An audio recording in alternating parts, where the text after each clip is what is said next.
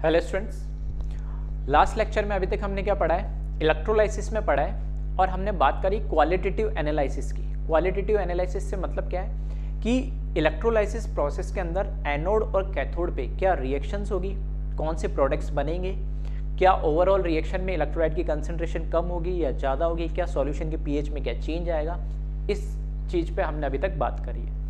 अब हम इसमें इलेक्ट्रोलाइसिस में हम बात करने वाले हैं क्वांटिटेटिव एनालिसिस की।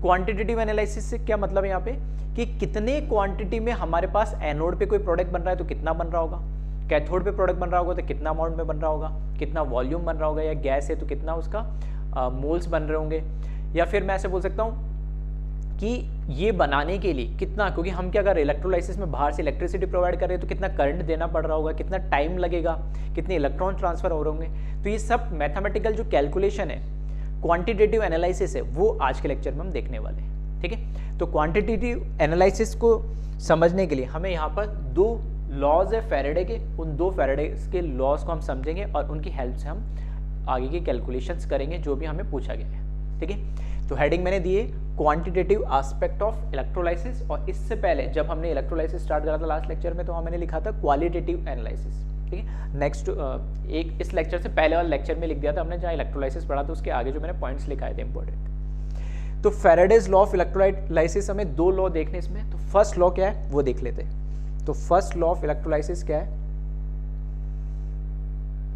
फर्स्ट लॉ बोलता है it states that the chemical deposition due to the flow of current through an electrolyte is directly proportional to the quantity of electricity pass through it. हमें पता है कि इलेक्ट्रोलाइसिस प्रोसेस में हम क्या करते, करंट बाहर से बैटरी या किसी से हम सोर्स ऑफ करंट से हम क्या करते, करंट प्रोवाइड करते, और उसकी वजह से एनोड और कैथोड पे रिएक्शन होती है। एनोड पे ऑक्सीडेशन रिएक्शन, कैथोड पे रिडक्शन रिएक्शन होती है, और वहां से हमें कोई ना कोई वहां पर कोई प्रोडक्ट हमें एनोड या कैथोड पे मिलता है नहीं। अब वो कह रहे हैं कि कितना, फॉर एग्जांपल मैं कह रहा हूँ कि कैथोड पे जैसे जनरली क्या होता है, रिडक्शन होता है, रिडक्शन होने से कोई ना कोई कैथोड पे क्या होता है, मास डिपॉजिट होता है। तो मैं कह रहा हूँ कि कितना मास डिपॉजिट होगा, तो मास डिपॉजिट होने की जो क्वांटिटी वो डिपेंड करेगी बाहर से मैंने कितना करंट सप्लाई करा। जितना ज़्यादा मैं करंट, ऑब्वियस सी बात है, जैसे जैसे जितना मैं करंट देता जाऊंगा तो इलेक्ट्रोलाइसिस प्रोसेस होता जाएगा, उतना उसमें क्या होगा, मास डिपॉजिट होता जाएगा। अगर मैं करंट ही प्रोवाइड नहीं करूंगा तो इलेक्ट्रोलाइसिस प्रोसेस ही नहीं होगा, तो मास डिपॉजिट ही नहीं होगा। वो बात अलग है कि सारा हमारे पास जो भी रिड्यूस होकर कैथोड पे डिपॉजिट हो रहा है वो खत्म हो जाए, वो अलग बात है। लेकिन अगर मैं खत्म नहीं होने दे रहा हूँ या बहुत एक्सेस अमाउंट में ले लिया, तो जब तक मैं करंट प्रोवाइड करूंगा उसका मास डिपॉजिट होता जाएगा। तो फैराडे फर्स्ट लॉ ये कहता है कि जितना हम उसमें करंट पास करेंगे, जितना हम उसमें इलेक्ट्रिसिटी प्रोवाइड करेंगे, उतना ही मास क्या होता जाएगा, डिपॉजिट होता जाएगा। ठीक है, तो यहां पर हमने वही लिखा है, it states that the chemical deposition due to the flow of current through an electrolyte is directly proportional to the quantity of electricity passed through it।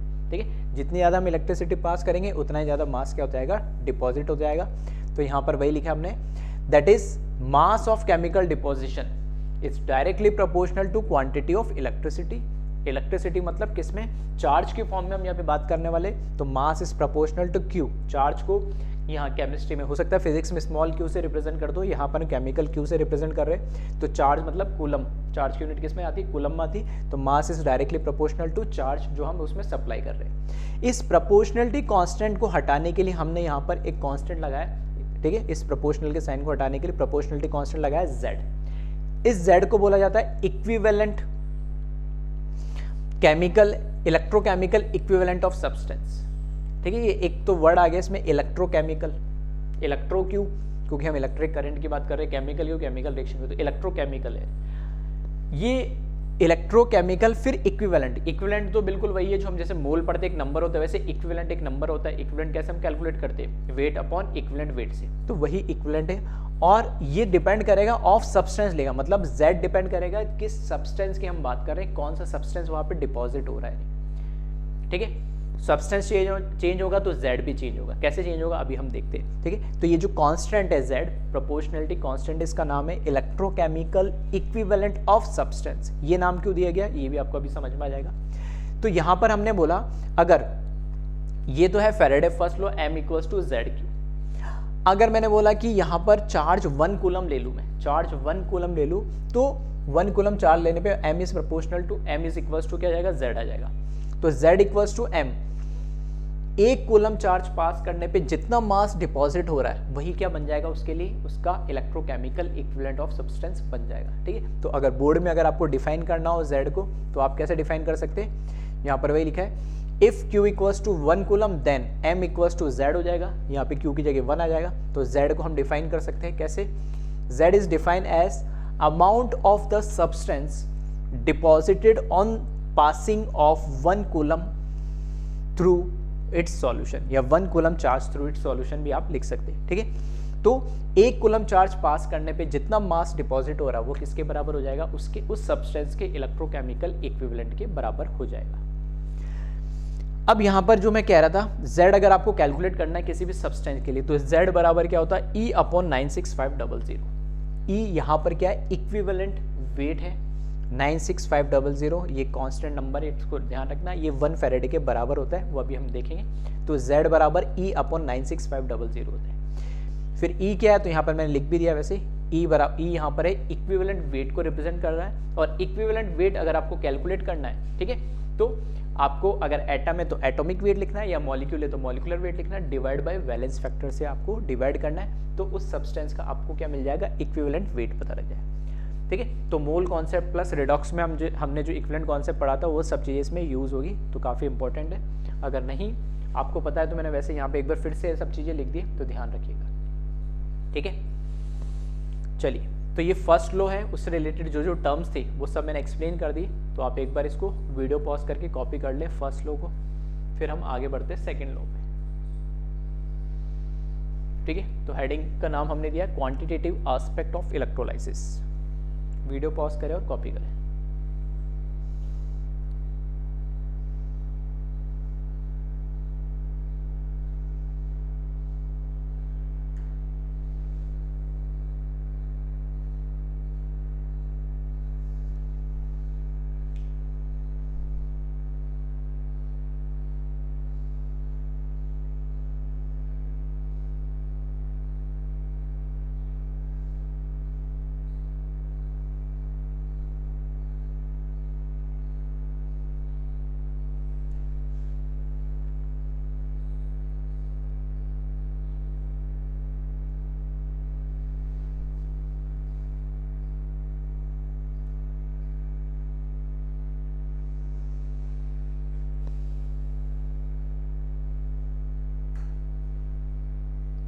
ठीक है, वीडियो पॉज करके और जल्दी जल्दी कॉपी करते चले।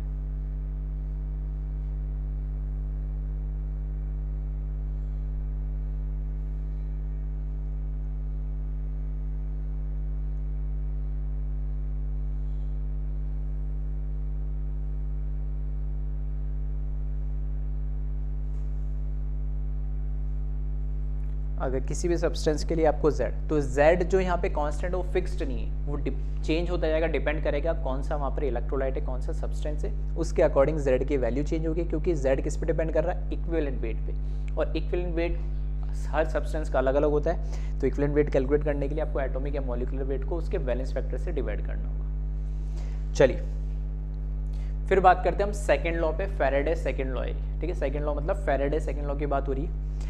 ये क्या कहता है, it states that when the same quantity of electricity is passed through several electrolytes, the mass of the substance deposited are proportional to their respective chemical equivalent. ये कह रहा है कि अगर मैंने बहुत सारे इलेक्ट्रोलाइट ले लिए, ठीक है, फॉर एग्जांपल 3, 4, 5, 6, 7 बहुत सारे, जितने आप लेना चाहो, एक इलेक्ट्रोलाइट आपने एक साथ रख दिए, उनको जब मैंने कनेक्ट करा एक बैटरी से, तो मैंने उनको सबको सीरीज में कनेक्ट करा। ठीक है, तो सीरीज में समझते होंगे आप, फिजिक्स में पढ़ते, तो एक का पॉजिटिव, फिर दूसरे का उस पॉजिटिव, फिर नेगेटिव दूसरे का पॉजिटिव, इस तरीके से सीरीज में मैंने क्या करा, उनको कनेक्ट करा है। जब मैं सीरीज में कनेक्ट कर दूंगा बहुत सारे इलेक्ट्रोलाइट्स को, और फिर मैंने जो भी उसमें करंट पास करा, तो करंट पास करने पर यह ऑब्जर्व किया गया है कि कितना आपने जो भी करंट पास करा, 10 एम्पियर 50 एम्पियर जो भी चार्ज आप उसके थ्रू फ्लो हुआ, तो उसमें ये बोला कि जो भी नंबर ऑफ इक्विवेलेंट डिपॉजिट हुए, फॉर एग्जांपल फर्स्ट इलेक्ट्रोलाइट में जितने नंबर ऑफ इक्विवेलेंट डिपॉजिट हुए, same number of equivalent second electrolyte में डिपॉजिट हुए। Same number of equivalent third electrolyte में, इसी तरीके फोर्थ, फिफ्थ, सिक्स्थ। तो जब आप नंबर ऑफ इलेक्ट्रोलाइट्स को एक सीरीज में कनेक्ट कर देंगे तो उसमें जो नंबर ऑफ इक्विवेलेंट डिपॉजिट, ठीक है, यहाँ पे मैं क्या बोल रहा हूँ, वेट की बात नहीं कर रहा हूँ, मास की बात नहीं कर रहा हूँ, मॉलिक्यूलर इक्विवेलेंट वेट की बात नहीं कर रहा हूँ, मैं बोल रहा हूँ नंबर ऑफ इक्विवेलेंट। जैसे हम बोलते हैं मोल, वैसे नंबर ऑफ इक्विवेलेंट। तो जो भी सब्सटेंस डिपॉजिट हुआ उसकी मैं बात कर रहा हूँ इक्विवेलेंट में, कितने नंबर ऑफ इक्विवेलेंट है। तो जो ए के अंदर मैं कह रहा हूँ अगर 50 इक्विवेलेंट डिपॉजिट हुए तो बी के अंदर भी उसके सब्सटेंस भले ही अलग है तीनों, ए मान लो कॉपर सल्फेट है, बी जिंक सल्फेट है, सी कॉपर क्लोराइड है, अलग अलग है, नहीं सारे इलेक्ट्रोलाइट अलग अलग है, बट कितने इलेक्ट्रोलाइट वहां पर कौन सा इलेक्ट्रोलाइट डिपॉजिट हो रहा है, ठीक है। तो वो इलेक्ट्रोलाइट जो डिपॉजिट हो रहा है उसके नंबर ऑफ इक्विवेलेंट में हम बात कर रहे हैं कि पहला जो इलेक्ट्रोलाइट है उसके नंबर ऑफ इक्विवेलेंट अगर 50 डिपॉजिट हुए तो दूसरे इलेक्ट्रोलाइट के भी नंबर ऑफ इक्विवेलेंट 50 डिपॉजिट होंगे, तीसरे के भी 50 एंड ऑन सो ऑन। तो वो अलग कहानी है कि मास अलग कम ज्यादा हो सकता है, लेकिन नंबर ऑफ इक्विवेलेंट सबके क्या होते हैं, सेम होते हैं। ये बोलता है फैराडे सेकंड लॉ। तो वही बोला इसने, when the same quantity of electricity is passed through several electrolytes, then the mass of the substance deposited are proportional to their respective chemical equivalent। ठीक है, और इसको रिप्रेजेंट करने के लिए यहाँ पर थोड़ा डायग्राम, ठीक है, थोड़ा मैंने फिगर बना के इसको एक्सप्लेन करने की कोशिश करिए। फॉर एग्जांपल ए, बी और सी, तीन कंटेनर है मेरे पास, इसमें तीन अलग अलग कलर से मैंने दिख रहा होगा इलेक्ट्रोलाइट बनाया, मतलब तीन अलग अलग मेरे पास इलेक्ट्रोलाइट है ए बी सी। इसमें एनोड कैथोड देख सकते हो, ये एंड पॉजिटिव है, ये दूसरा नेगेटिव होगा, फिर ये पॉजिटिव नेगेटिव, इस तरीके से मैंने इनको क्या करा, आपस में कनेक्ट कर दिया, सीरीज के अंदर कनेक्ट कर दिया। ठीक है, इसको इससे करा, फिर ये अंदर, ठीक है, आयंस फ्लो होंगे तो उससे कनेक्ट हो जाएगा, फिर यहाँ पर इस तरीके से, ऐसे आप कितने भी कनेक्ट कर दो। तो मैं कह रहा हूँ कि ए के जो इक्विवेलेंट होंगे, जो डिपॉजिट होंगे, वो बी के इक्विवेलेंट के बराबर होंगे और वही सी के इक्विवेलेंट के बराबर होंगे। ऐसे इनफाइनाइट आप कनेक्ट कर लो और सभी के इक्विवेलेंट क्या होंगे, सेम होंगे। ठीक है, तो वही चीज मैंने लास्ट में लिखी है नीचे, equivalent of A must be equals to equivalent of B and must be equals to equivalent of C. ठीक है, ए बी सी जितने भी हैं इलेक्ट्रोलाइट, उन सभी के इक्विवेलेंट क्या होंगे, सेम है, according to second law of Faraday of electrolysis. First law ये कहता है कि जितना आप करंट पास करोगे उतना ही मास डिपॉजिट होगा, ठीक है, उसके प्रोपोर्शनल होगा। सेकंड ये कह रहा है कि जब सीरीज ऑफ इलेक्ट्रोलाइट को आप आपस में कनेक्ट कर दोगे तो उसके अंदर सेम अमाउंट ऑफ करंट जब फ्लो होगा तो उसमें नंबर ऑफ इक्विवेलेंट जो डिपॉजिट होंगे हर एक इलेक्ट्रोलाइट में वो सेम होंगे। ठीक है, ये सेकंड लॉ ऑफ इलेक्ट्रोलाइसिस ने बोला है। चलिए, ठीक है, तो ये तो हुए दो लॉ। अब हम बात करते हैं कि न्यूमेरिकल में ये दो लॉ की हेल्प से और क्या क्या चीजों की हमें जरूरत पड़ेगी, तो वो हम, ठीक है, नोट के फॉर्म में कुछ पॉइंट मैंने लिखे हैं, वो हम देखते और आगे बढ़ते। तो वीडियो पॉज करके कॉपी करें पहले स्टेटमेंट वगैरह, तो बोर्ड पॉइंट ऑफ व्यू से स्टेटमेंट वगैरह याद रखिएगा।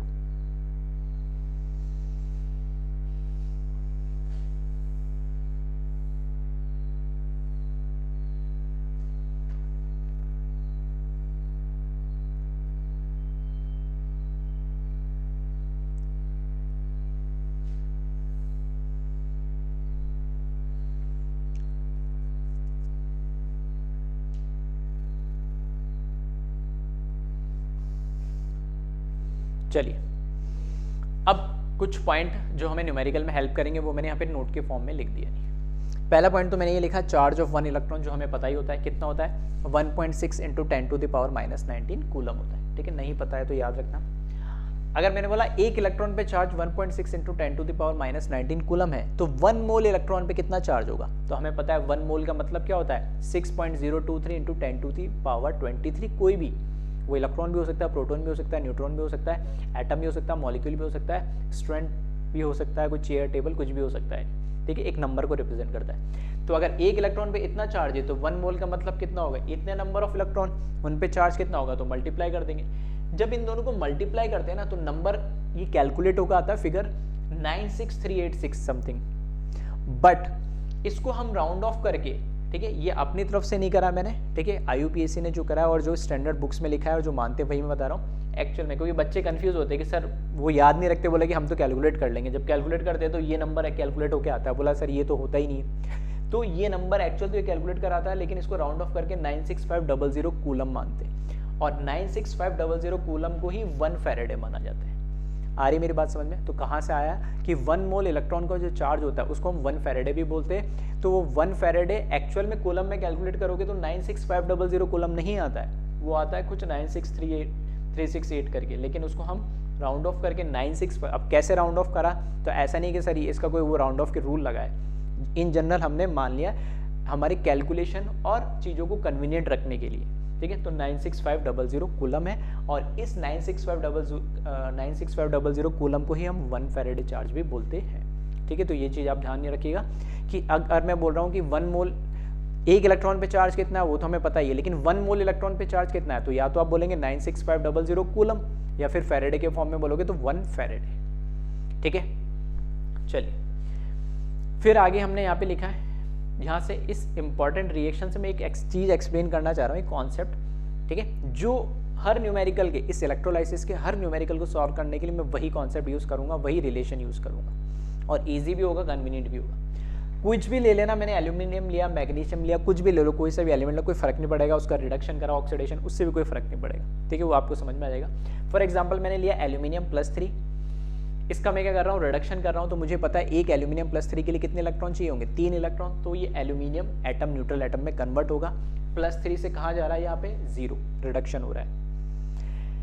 मैं कह रहा हूँ अगर एक एल्यूमिनियम +3 है तो उसके लिए 3 इलेक्ट्रॉन चाहिए, तो अगर मेरे पास 1 मोल एल्यूमिनियम +3 होंगे तो उसके लिए कितने इलेक्ट्रॉन चाहिए होंगे, 3 मोल ही तो चाहिए होंगे, तभी मेरे पास 1 मोल एल्यूमिनियम बनेगा। क्लियर है? चलिए अब मैं बात कर रहा हूँ एल्यूमिनियम +3 की। मैं कह रहा हूँ एल्यूमिनियम जो +3 है इसके मेरे को इक्विवेलेंट कैलकुलेट करने, क्या कैलकुलेट करने हैं मेरे को, इसके इक्विवेलेंट। और इक्विवेलेंट और मोल के अंदर रिलेशन क्या होता है, equivalent equals to mole into valence factor होता है, ठीक है। सारे फॉर्मूले मैंने लिख दिए, वैसे तो हम इनको मोल और रेडॉक्स में पढ़ते हैं, फिर भी मैंने यहाँ पे लिखे इक्विवेलेंट और मोल के बीच में रिलेशन क्या होता है, 1 equivalent equals to mole into valence factor, जिस भी सब्सटेंस का हम निकाल रहे हैं। तो यहाँ पर मैं किसका इक्विवेलेंट की बात कर रहा हूँ, एल्यूमिनियम +3 की। तो इसके मोल तो मैंने मान लिया कितने, 1 दे रखे, तो 1 तो हुआ मोल। और वैलेंस फैक्टर क्या होगा, वैलेंस फैक्टर किसी भी कैटायन या एनायन चार्ज पार्टिकल का उसके ऊपर जो चार्ज दे रखा वही उसका वैलेंस फैक्टर होता है। तो एल्यूमिनियम के ऊपर चार्ज कितना दे रखा, +3, तो 3 उसका वैलेंस फैक्टर। O -2 लिखा होता तो ऑक्सीजन का वैलेंस फैक्टर वहाँ पर -2 है तो 2, ठीक है। वैलेंस फैक्टर नेगेटिव नहीं होता, पॉजिटिव नंबर होता है।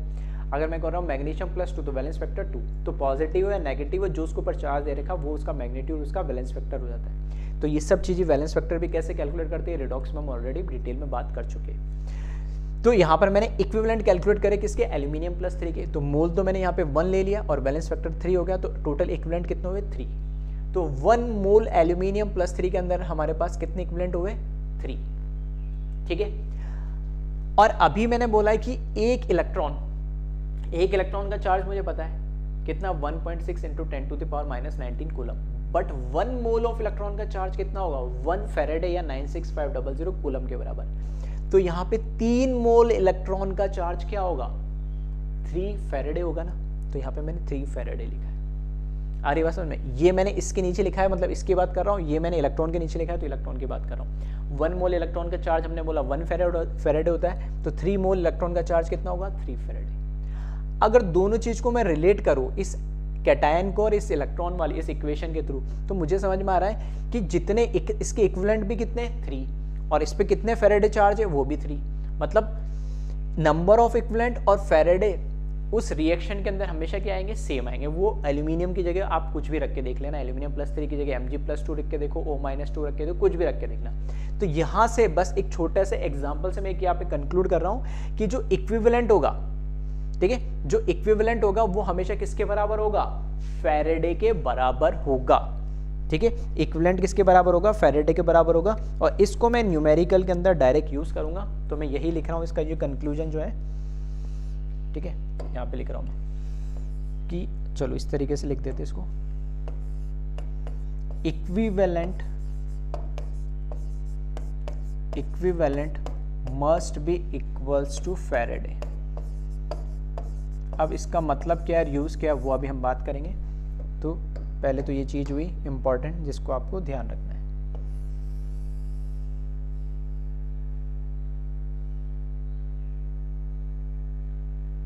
ठीक है। तो ये इंपॉर्टेंट है, सारे न्यूमेरिकल में इस फॉर्मूले से सॉल्व करूंगा इलेक्ट्रोलाइसिस की, कि इक्विवेलेंट इक्वल्स टू फैरेडे।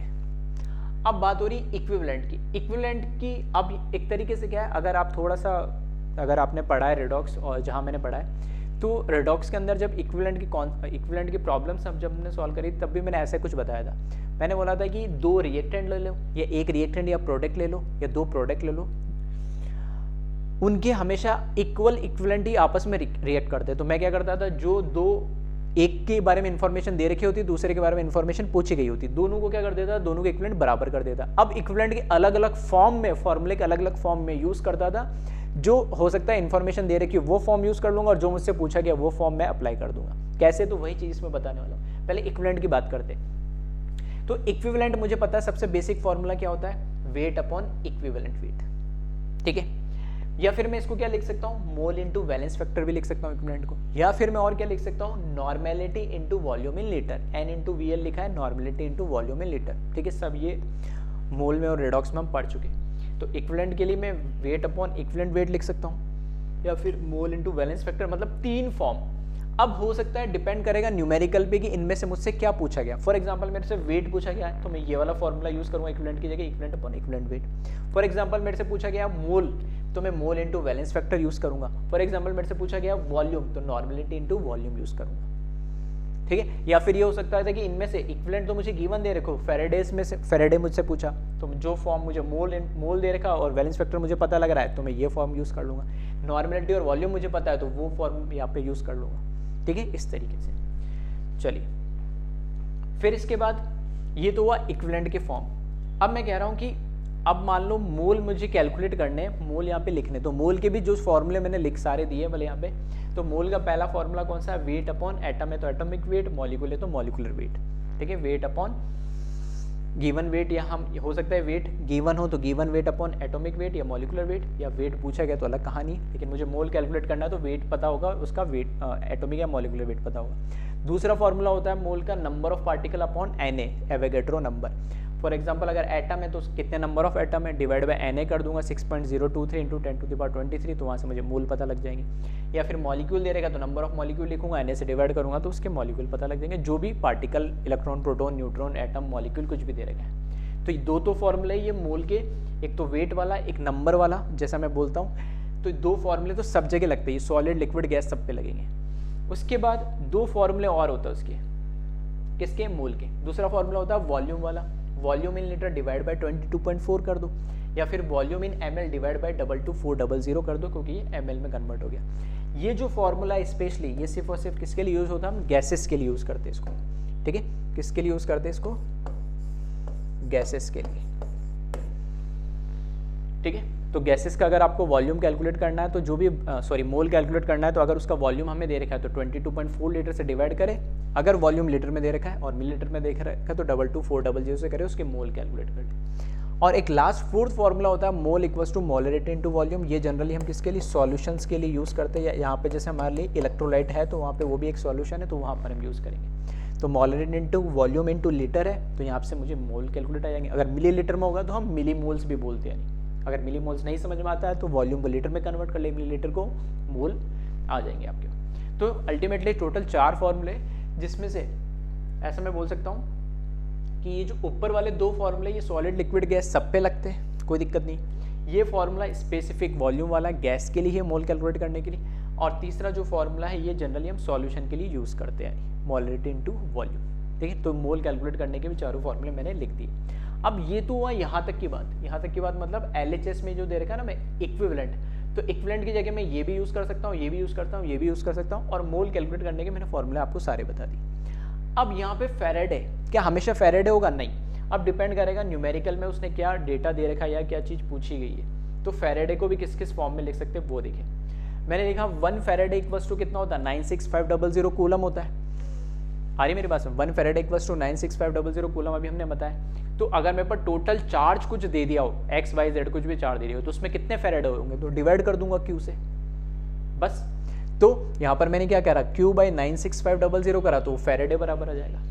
अच्छा, q को क्या लिख सकता हूँ, तो फिजिक्स में पढ़ते हैं ये चार्ज क्या होता है, current into time, I into T हो जाएगा। तो I current, T into time, तो I इंटू टी लिख दूंगा q की जगह, नीचे 96500 है ही। और q को और कैलकुलेट कैसे कर सकता हूँ मैं, नंबर ऑफ इलेक्ट्रॉन इनटू कितने चार्ज ऑफ 1 इलेक्ट्रॉन, तो Q को क्या लिख सकता हूँ मैं, n इंटू ई भी लिख सकता हूँ। तो यहाँ पे n तो है नंबर ऑफ इलेक्ट्रॉन कितने ट्रेवल हुए, और E क्या है, चार्ज ऑफ 1 इलेक्ट्रॉन। तो ये भी क्या बताता है हमें, टोटल Q चार्ज बताता है। तो इस तरीके से 1 2 3 4 फॉर्म में यहाँ पे यूज कर, अगर मुझे डायरेक्ट फेरेडे दे रखा है तो सिर्फ फेरेडे लिखूंगा, अगर मुझे 4 दे रखा है तो Q/96500 लिखूंगा RHS में, अगर मुझे करंट या टाइम में से कुछ पूछा गया या दोनों दिया गया तो मैं ये फॉर्म यूज करूंगा, या मैं जो नंबर ऑफ इलेक्ट्रॉन दे रखा है या नंबर ऑफ इलेक्ट्रॉन पूछा है तब मैं ये फॉर्म यूज करूंगा। आ रही बात समझ में? तो 4 फॉर्म ये, और इक्विवेलेंट के लिए मैंने बता दिया, इक्विवेलेंट के लिए आप अलग 3 फॉर्म यूज कर सकते हो और मोल के फॉर्मूले है। तो इस तरीके से मैं इसको यहाँ पर यूज करेंगे, और अभी न्यूमेरिकल कराऊंगा तो स्मॉल आपको समझ में आ जाएगा। हाँ, क्यू क्या दे रखा है, तो वो चार्ज है, उसकी यूनिट कूलम के अंदर है, कैपिटल C लिखा है। आई का मतलब क्या है, करंट है, ठीक है, यहाँ पर सबका मतलब लिख दिया मैंने, वैसे तो बता दिया। आई का मतलब करंट है, यूनिट एम्पियर में होनी चाहिए, ध्यान रखना स्पेसिफिक, चार्ज की यूनिट कूलम में ही होनी चाहिए, करंट एम्पियर में ही होना चाहिए, मिली एम्पियर है या कुछ है तो उसको एम्पियर में कन्वर्ट करें। टाइम स्पेसिफिक ध्यान रखना, सेकंड में ही होना चाहिए, टाइम किस में होना चाहिए, सेकंड में, अगर मिनट में आवर में है तो उसको कन्वर्ट करें सेकंड में, अदरवाइज आंसर मैच नहीं करेगा। फिर n जो यहाँ पे लिखा हुआ, ये n जो लिखा है ये है नंबर ऑफ इलेक्ट्रॉन कितने ट्रेवल कर रहे हैं, और E माइनस का मतलब है यहाँ पर चार्ज ऑफ 1 इलेक्ट्रॉन, ठीक है, वो 1.6 इंटू 10⁻⁻19 कूलम हम पहले ऑलरेडी लिख चुके हैं, ठीक है। चलिए अब हम बढ़ते हैं आगे। ये तो हुआ क्या क्या हमें किस किस फॉर्म में हमें न्यूमेरिकल यूज करने पड़ेंगे। अब हो सकता है आपके पास कुछ रिएक्शंस दे रखी हो, अब बच्चे एक्चुअली क्या परेशान होते हैं इलेक्ट्रोलाइसिस में कि क्वेश्चन पढ़ के वहाँ पे कोई रिएक्शन जनरली गिवन नहीं होती, इसमें जब क्वांटिटेटिव की बात आती है ना तो कोई रिएक्शन गिवन नहीं होती, बस नाम दे देंगे ये हो रहा है वो हो रहा है, कितना प्रोडक्ट बनेगा एनोड कैथोड पे। तो बस इतना सा ध्यान रखना, ध्यान से सुनना मैं क्या बोल रहा हूँ। एनोड पे हमेशा क्या होता है, ऑक्सीडेशन। अब जिसका भी ऑक्सीडेशन हो रहा होगा, फॉर एग्जाम्पल ऑक्सीडेशन किसका होगा एनोड पे, एनाइन का, तो एनाइन का जब ऑक्सीडेशन हो रहा होगा तो जनरली मान लो क्लोराइड का हो रहा है एनाइन, ब्रोमाइड का हो रहा है, हाइड्रोक्साइड का हो रहा है। तो क्लोराइड का जब ऑक्सीडेशन होगा तो क्या मिलेगी आपको, क्लोरीन गैस। हाइड्रोक्साइड का जब ऑक्सीडेशन होगा तो आपको क्या मिलेगी, O2 गैस। ब्रोमाइड का जब ऑक्सीडेशन होगा तो आपको क्या मिलेगी, Br2 गैस। आई मेरी बात समझ में? तो लॉजिकली इतना सा आप ध्यान रखिए कि एनायन पे जो प्रोडक्ट मिल रहा है वो जनरली गैस मिलेगी या उसका ऑक्सीडेशन होगा, तो जो गैस आपको मिलेगी, जो सब्सटेंस मिलेगा उसका इक्विवेलेंट वेट कैलकुलेट करना होता है, एनायन का नहीं करना होता है। इसी तरीके से अगर मैं कैथोड पे बात करूं तो कैथोड पे क्या होता है, रिडक्शन। कैथोड पे रिडक्शन होता है तो जनरली रिडक्शन उस किसी ना किसी एक एलिमेंट का होगा, एलिमेंट का जब रिडक्शन होगा तो फॉर एग्जांपल H+ का हो रहा है तो क्या मिलेगी, हाइड्रोजन गैस। कॉपर प्लस का हो रहा है तो क्या मिलेगा, कॉपर सॉलिड। सिल्वर प्लस का हो रहा है तो सिल्वर सॉलिड। Na का हो रहा है तो Na सॉलिड। मतलब कुछ ना कुछ वहां पर कैथोड पे भी कोई प्रोडक्ट मिलेगा, वो कोई ना कोई या तो गैस हो गया, कोई सब्सटेंस होगा सॉलिड फॉर्म में। अब क्योंकि कैथोड पे भी कोई ना कोई हमें सब्सटेंस मिल रहा है तो सब्सटेंस का हमें इक्विवेलेंट वेट चाहिए, कैटायन का इक्विवेलेंट वेट नहीं कैलकुलेट करना होता है।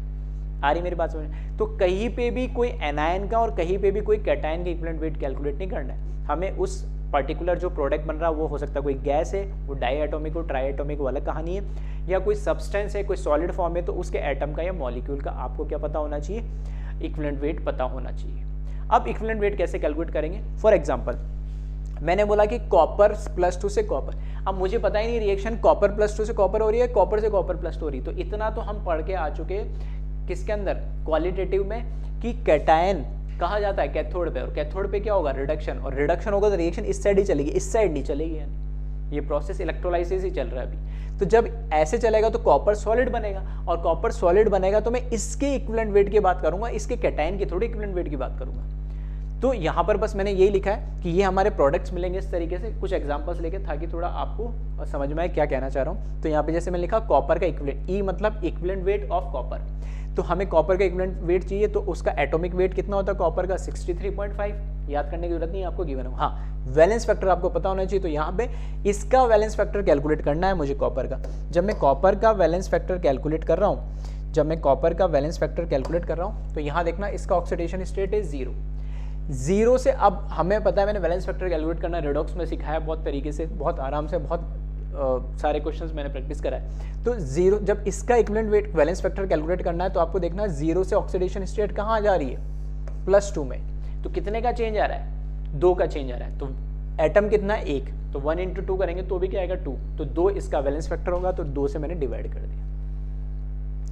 सिमिलरली यहाँ पे वैलेंस फैक्टर इस रिएक्शन में आपको सिल्वर का करना है, सिल्वर प्लस के कैटायन का नहीं करना है। ठीक है, सिल्वर के कैटायन का नहीं करना है, सिल्वर का करना है। तो 0 से +1 कितने का चेंज, 1 का चेंज। एटम एक है तो 1 से डिवाइड करेंगे, ये इसका एटॉमिक वेट है, वो आपको गिवन होगा, उसके लिए परेशान ना हो। सोडियम का मुझे यहाँ पर क्या करना है, सोडियम का मुझे यहाँ पर क्या करना है, इक्विवेलेंट वेट कैलकुलेट करना है। तो इक्विवेलेंट वेट ऑफ Na लिखा, 0 से +1 वापस कितने का चेंज, 1 का। तो यहाँ पे एटॉमिक नंबर को डिवाइड करा 1 से, वो उसका वैलेंस फैक्टर। ये तो है कुछ कैटायंस। अच्छा एनाइंस की अगर मैं बात करूँ तो यहाँ देखना, एनाइन का जाता है एनोड पे, और एनोड पे क्या होगा, ऑक्सीडेशन। तो -1 से 0, -1 से 0, ये ऑक्सीडेशन तो ऐसे हो रहा है, लेकिन प्रोडक्ट मिला क्या मुझे, क्लोरीन गैस। तो क्लोरीन गैस जो मेरा प्रोडक्ट है मैं उसका इक्विवेलेंट वेट कैलकुलेट करूंगा या नहीं, आ रही मेरी बात समझ। तो क्लोरीन का मैं इक्विवेलेंट वेट कैलकुलेट करूंगा, तो 0 से ये कहा जा रहा है -1, कितने का चेंज, 1 का चेंज। नंबर लाइन के अकॉर्डिंग देखना, प्लस माइनस नहीं देखना है। तो 0 से -1 कितने का चेंज, 1 का,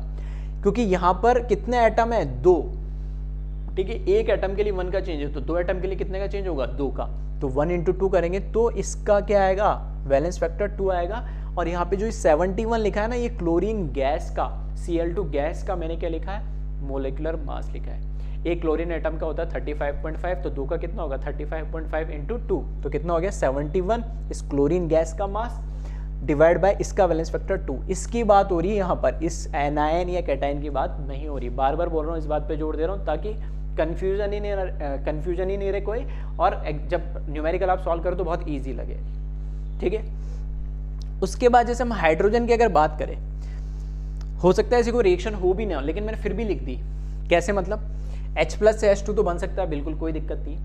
H- से H2, तो H- तो आपको देखने को भी नहीं मिलेगा, लेकिन मैंने फिर भी लिख दी कि मान लो अगर ऐसा आपको कहीं दिख जाए, कोई आपके मन में ख्याल आ जाए, और मान लो H2 से H2 बना लिया कैसे भी करके, तो मेरे कहने का मतलब ये है कि यहाँ पे भी 0 ऑक्सीडेशन स्टेट है, यहाँ पे भी 0 ऑक्सीडेशन स्टेट, यहाँ पे भी, मतलब बना क्या रहे हम, हाइड्रोजन गैस। हाइड्रोजन का मेरे को इक्विवेलेंट वेट कैलकुलेट करना है, तो हाइड्रोजन का मॉलिक्यूलर मास तो कितना हो जाएगा, 2। अब मेरे को देखना वैलेंस फैक्टर क्या होगा। तो यहाँ से 0 से कहाँ जा रहा है, +1, कितने का चेंज, 1 का। कितने नंबर ऑफ एटम है, 2, तो 1 × 2, कितना वैलेंस फैक्टर आ रहा है, 2, तो मैंने यहाँ करा 2 से डिवाइड। तो ये तो इसका हाइड्रोजन गैस का मॉलिक्यूलर मास है 2 डिवाइड बाय वैलेंस फैक्टर 2, तो 2/2 कितना आएगा, 1। तो इक्विवेलेंट वेट हाइड्रोजन गैस का कितना आएगा, हमेशा 1। अब मेरा कहने का मतलब है जनरली तो आपको ये रिएक्शन देखने को मिलेगी, फिर भी आपके मन में कोई ख्याल आ जाता है तो कोई दिक्कत नहीं है। 0 से अगर मान लो हाइड्राइड भी ले लिया आपने, हाइड्राइड से आपने हाइड्रोजन गैस बनाया, तो देखना 0 से -1 कितने का चेंज, 1 का। 2 एटम के लिए कितना चेंज आएगा, 2 का, तो भी 2 से डिवाइड करना है। यहां पर देख ले, H2 में हमें पता है हाइड्रोजन का ऑक्सीडेशन स्टेट क्या होता है, +1, तो यहाँ पे 0 से कितने का चेंज आ रहा है, 1 का। तो 2 एटम के लिए कितने का चेंज आएगा, 2 का, तो भी 2 से डिवाइड करना है। तो भले ही H+ से H2 बन रहा हो, H- से H2 बन रहा हो, या H2O से H2 बन रहा हो, किसी से भी बन रहा हो, अगर H2 बन रहा है और H2 के इक्विवेलेंट वेट की बात करिए, तो उसका मॉलिक्यूलर मास या मॉलिक्यूलर वेट हमें पता है 2 होगा, डिवाइड बाय हमेशा वैलेंस फैक्टर हाइड्रोजन गैस का कितना आएगा, 2 आएगा, तो आपको 2 से डिवाइड करना है, और ओवरऑल इक्विवेलेंट वेट कितना आएगा आपके पास, 1 आएगा। ठीक है, चलिए सेम ऐसी ही कहानी मैंने लिखी यहाँ पे ऑक्सीजन के लिए। अगर मेरा प्रोडक्ट बन रहा है ऑक्सीजन, तो यहाँ पे देखिए ऑक्सीजन में ऑक्सीडेशन स्टेट क्या है, 0। जनरली हम हाइड्रोक्साइड से बनाते हैं, तो मुझे यहाँ पे इक्विवेलेंट वेट कैलकुलेट करना है ऑक्सीजन गैस का। तो ऑक्सीजन गैस का मॉलिक्यूलर वेट कितना होगा, एक ऑक्सीजन एटम का होता है 16, तो 2 का कितना हो जाएगा, 32। अब इसका वैलेंस फैक्टर मुझे पता करना है, तो 0 से यहाँ पे OH- के अंदर इसका ऑक्सीडेशन स्टेट कितना है, ऑक्सीजन का -2, ठीक है, ऑक्सीजन का जनरली क्या होता है, -2 होता है। तो 0 से ऑक्सीजन कहां पर, -2, कितने का चेंज, 2 का। नंबर ऑफ एटम इधर कितने, 2, तो 2 × 2 कितना हो जाएगा, 4। तो यहाँ पे इक्विवेलेंट वेट में मॉलिक्यूलर वेट को मैंने डिवाइड करा वैलेंस फैक्टर 4 से, तो 4 डिवाइड बाय 32 कितना आ जाएगा, 8। फिर से वही कहानी, मैंने बोला कि अगर O2 बन रहा है, किसी से भी बना लो कोई फर्क नहीं पड़ता, जनरली तो हाइड्रोक्साइड से बनेगा इसमें इलेक्ट्रोलाइसिस में। अगर आपने किसी से भी बना लिया, फॉर एग्जांपल ऑक्साइड से बना लिया, तो देख ले इसमें फिर से 0 से -2 कितने का चेंज, 2 का। 2 एटम के लिए कितने का चेंज आएगा, 2 × 2 4, अभी वैलेंस फैक्टर 4 आ रहा है। अगर मान लो H2O से भी बना दिया किसी ने, तो भी कोई दिक्कत नहीं। यहाँ ऑक्सीडेशन स्टेट -2, यहाँ पर कितना है, 0, तो 0 से -2 कितने का चेंज, 2 का। नंबर ऑफ एटम कितने, 2, तो 2 × 2 4, तो अभी भी वैलेंस फैक्टर कितना आएगा, 4 आएगा। तो सेम बस बात इतनी है कि हाइड्रोजन का वैलेंस फैक्टर, हाइड्रोजन गैस का जब भी आपको हाइड्रोजन गैस के बारे में पूछा जाए उसका वैलेंस फैक्टर जब भी पूछा जाएगा तो वो आएगा 2, और ऑक्सीजन गैस का जब भी वैलेंस फैक्टर पूछा जाएगा वो हमेशा आएगा 4। तो उसके जो भी हाइड्रोजन गैस मतलब उसके मॉलिक्यूलर वेट से आप डिवाइड करेंगे तो वो 1 आएगा इक्विवेलेंट वेट, और इसके मॉलिक्यूलर वेट से आप डिवाइड करेंगे 32/4 तो वो आएगा 8। ठीक है, बहुत छोटी छोटी चीज़ें, लेकिन ये चीज़ें अगर आपको समझ पा रहे हो और आप इन चीज़ को अप्लाई कर पाओगे तो बहुत ईजी हो जाएंगे न्यूमेरिकल और बहुत जल्दी सॉल्व हो जाएंगे। ठीक है, वरना आधे बच्चे तो इन्हीं में परेशान होते, यही 1-2 में गलती करके आंसर कभी आता ही नहीं। चलिए, इसी तरीके से एक क्वेश्चन ऐसा पूछा भी गया एग्जाम में, तो उसी के रेस्पेक्ट में मैंने यहाँ पे लिख दिया है। इसने बोला electrolytic reduction of nitrobenzene C6H5NO2, इसको बोलते हैं बेंजीन के ऊपर NO2 को नाइट्रोबेंजीन, गिव्स एनिलीन C6H5NH2, मतलब बेंजीन के ऊपर NO2 लगा है, उसका जब रिडक्शन करेंगे तो ऑक्सीजन हट के हाइड्रोजन लग जाएगा, तो हम उसी को क्या बोलते हैं, एडिशन ऑफ हाइड्रोजन को क्या बोलते हैं, रिडक्शन। तो नाइट्रोबेंजीन के जब रिडक्शन करेंगे तो उससे एनिलीन मिलेगा, मतलब बेंजीन के ऊपर NH2। अब यहाँ पे सिर्फ हमने कोई स्ट्रक्चर नहीं मॉलिक्यूलर फॉर्मूला लिखा है, तो अगर यहाँ मैं ऑक्सीडेशन स्टेट की बात करूँ तो ये ऐसा है C6H5, इस पूरे को ऐसे मान लें, ये तो है पॉजिटिव पार्ट और ये वाला पार्ट हो गया पूरा नेगेटिव। सेम कहानी, ये पॉजिटिव पार्ट है और ये पूरा पार्ट कैसा हो गया, नेगेटिव। तो मेरे को नाइट्रोजन की ऑक्सीडेशन स्टेट बतानी है दोनों में। तो यहाँ पर अगर मैं बात करूँ तो ऑक्सीजन का कितना ऑक्सीडेशन स्टेट हो जाएगा, -2, तो ये कितना हो जाएगा, इसका नाइट्रोजन का मान लें आप X, एक nitrogen atom plus 2 oxygen atom, उसका चार्ज -2 इज इक्वल्स टू -1, इसके बाहर NO2 माइनस, ठीक है, नाइट्राइट आयन का जो चार्ज दे रखा है, तो ये कितना हो जाएगा -4 और उधर जाएगा तो +3। तो यहाँ पर ठीक है ऑक्सीडेशन स्टेट जो नाइट्रोजन का आ रहा है वो कितना आ रहा है, नाइट्रोजन का ऑक्सीडेशन स्टेट आ रहा है +3। सेम कहानी यहाँ पर आप देखें तो इधर हमें पता हाइड्रोजन का कितना होगा, +1 होगा। ठीक है, तो अब नाइट्रोजन का अगर आपको कैलकुलेट करना है तो यहाँ पे नाइट्रोजन का एक एटम उसका मैंने x मान लिया, प्लस 2 हाइड्रोजन का एटम उसका +1 हो गया इज इक्वल्स टू -1। तो यहाँ पर x इक्वल्स टू कितना आ जाएगा, -3। तो नाइट्रोजन का ऑक्सीडेशन स्टेट यहाँ पर कितना होगा, -3। ठीक है, तो नाइट्रोबेंजीन के अंदर नाइट्रोजन का ऑक्सीडेशन स्टेट है +3 और एनिलीन के अंदर नाइट्रोजन का ऑक्सीडेशन स्टेट है -3। अब बात ये आ रही है कि अगर ये क्वेश्चन आपसे पूछ लिया जाए, क्या अगर ये क्वेश्चन आपसे पूछ लिया जाए कि या तो वो पूछ ले नाइट्रोबेंजीन का आप इक्विवेलेंट वेट बताओ, या हो सकता है ये पूछ ले कि आपसे एनिलीन का इक्विवेलेंट वेट बताओ, तो अल्टीमेटली चेंज किस में आ रहा है, बाकी सबके oxidation state as it is है, चेंज आएगा सिर्फ और सिर्फ नाइट्रोजन के ऑक्सीडेशन स्टेट में +3 से -3।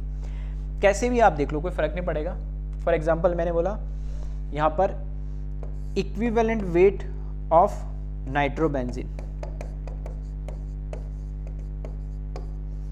ठीक है, इक्विवेलेंट वेट ऑफ नाइट्रोबेंजीन, तो यहाँ पर मॉलिक्यूलर वेट ऑफ नाइट्रोबेंजीन, ठीक है, NB शॉर्ट में लिख रहा हूँ मैं, नाइट्रोबेंजीन, ये तो आप कर ही लेंगे। अब वैलेंस फैक्टर निकालना है, तो वैलेंस फैक्टर आप देख सकते हैं +3 से कहाँ जा रहा है, -3, तो +3 से 0 3 का चेंज, फिर 0 से -3 3 का चेंज, टोटल कितना 6 का चेंज, तो वैलेंस फैक्टर क्या आएगा इसका 6। आ रही बात समझ। सेम कहानी अगर इसने बोल दिया कि इक्विवेलेंट वेट बताओ आप एनिलीन का, इक्विवेलेंट वेट ऑफ एनिलीन बताए, तो वापस से मैं क्या करूंगा, मॉलिक्यूलर वेट तो फॉर्मूला देख के कैलकुलेट कर ही लेंगे एनिलीन का। अब रह जाएगा इसका वैलेंस फैक्टर, तो वैलेंस फैक्टर क्या आएगा, तो उल्टा देख ले यहाँ से, तो इसका -3 से कहाँ जा रहा है, +3 में, कितने का चेंज आ रहा है, -3 से 0 3 का चेंज, फिर 0 से +3 फिर 3 का चेंज, तो टोटल कितने का चेंज 6, तो वैलेंस फैक्टर कितना आ जाएगा इसका 6।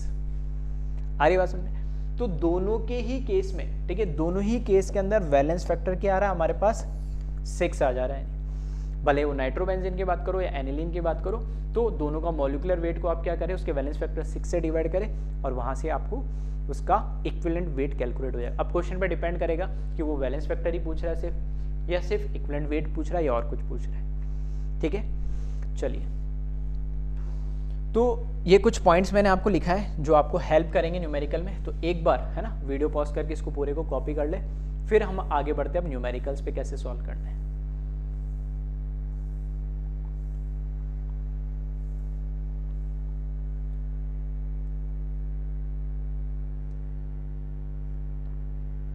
ठीक है, तो वीडियो पॉज करें और जल्दी जल्दी कॉपी करें इसको।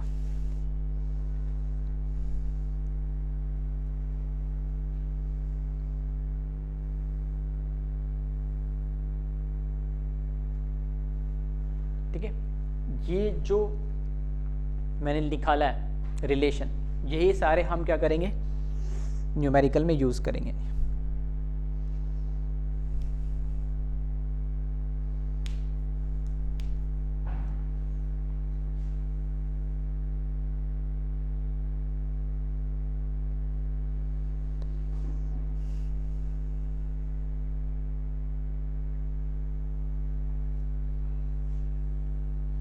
ठीक है, वैसे तो सारे फॉर्मूले हम पहले पढ़ चुके, फिर भी मैंने सारे एक बार फिर से लिख दिया ताकि आपको रिकॉल हो जाए और न्यूमेरिकल करते समय दिक्कत ना आए।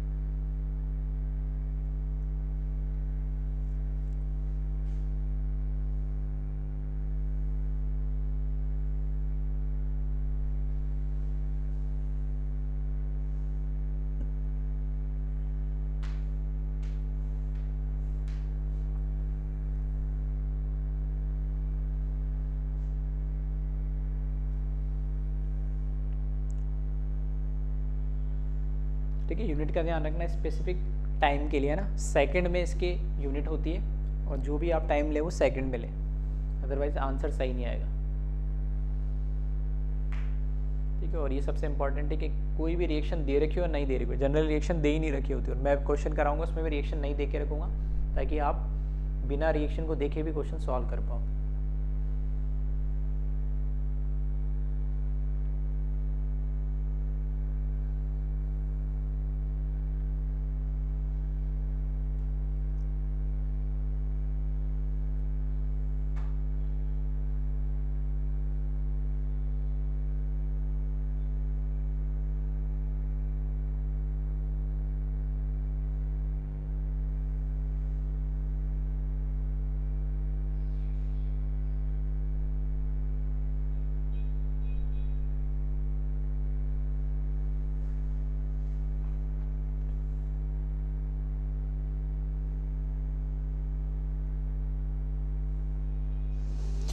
चलिए अब स्टार्ट करते हैं हम न्यूमेरिकल से। पहला न्यूमेरिकल दे रहेगा 4 ampere current is passed for 10 minutes in aqueous solution of copper sulphate, then calculate weight of copper deposited, और गिवन दे रखा है atomic weight of copper 63.5 gram. ठीक है, तो चाहो तो वीडियो पॉज करके आप सॉल्व कर सकते अगर आपको समझ में आ गई ये चीजें, अदरवाइज ठीक है, अदरवाइज आप देखिए। देखो क्वेश्चन में ये पूछा है कि कितना कॉपर का वेट डिपॉजिट होगा, तो मुझे सिर्फ कुछ नहीं दे रखा है, एक्वस सॉल्यूशन दे रखा है, एक्वस सॉल्यूशन दे रखा है। ठीक है, तो H2 प्लस कॉपर सल्फेट है, तो ये ऑलरेडी ये चीज़ हम पढ़ चुके हैं कि जब हमारे पास 2 या 2 से ज़्यादा आयंस हो, कैटायन या एनायन हो, तो कौन कहाँ पर डिपॉजिट होगा। ठीक है, तो अगर आप देखोगे तो कॉपर सल्फेट में कॉपर +2 और सल्फेट -2, और एक्वस है तो H प्लस और OH-। तो कॉपर डिपॉजिट मतलब कॉपर प्लस की बात हो रही है, मतलब कैटायन कहाँ डिपॉजिट होता है, कैथोड पे, तो कॉपर +2 और H+ में से कौन रिड्यूस होगा। ठीक है, हमें ऑब्वियस सी बात है कि H+ के नीचे कॉपर मिलेगा, दैट मीन्स हाइड्रोजन के नीचे कॉपर मिलता है तो कॉपर रिड्यूस होगा, सिंपल सी बात। तो ये सब चीज़ हम किस में पढ़ चुके हैं, क्वालिटेटिव के अंदर। अब क्वांटिटेटिव में कितना डिपॉजिट हो क्या होगा वो हम बात करने वाले। ठीक है, तो बिना रिएक्शन देखे भी ये चीज़ें हमें आनी चाहिए। चलिए, तो यहाँ पर स्टार्ट करता हूँ मैं न्यूमेरिकल। तो हमें क्या क्या चीज़ें गिवन दे रखी है पहले हम वो लिख लेते हैं। पहला तो इसने करंट कितना दिया है 4 एम्पियर, तो I = 4 एम्पियर लिख लेते हैं। फिर टाइम दे रखा है इसने 10 मिनट्स। ठीक है, तो जो टाइम दे रखा है जिसको हम T से रिप्रेजेंट करते हैं स्मॉल, 10 मिनट दे रखा है, बट हमें क्या करना है सेकेंड में करना कन्वर्ट, तो 60 से मल्टीप्लाई कर देंगे तो 600 सेकेंड हो जाएगा। ठीक है, यूनिट का ध्यान रखिएगा खास। अब हमें जैसे मैंने बोला कि हमें तो क्या करना है, कॉपर डिपॉजिट कितना हुआ ये पता करना है, तो एक जो रिलेशन अभी मैं बता रहा था वही यूज करेंगे। क्या यूज करेंगे हम, इक्विवेलेंट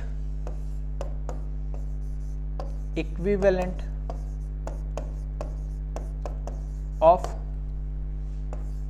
कॉपर +2 लिख दूं, is must be equals to Faraday. अब इक्विवेलेंट किसके लेंगे, जिसकी बात हो रही उसके लेंगे। ठीक है, तो इक्विवेलेंट ऑफ कॉपर +2। अब इक्विवेलेंट ऑफ कॉपर +2 के लिए मुझे देखना है कि कॉपर +2 के बारे में मुझे क्या वेट कैलकुलेट करना है।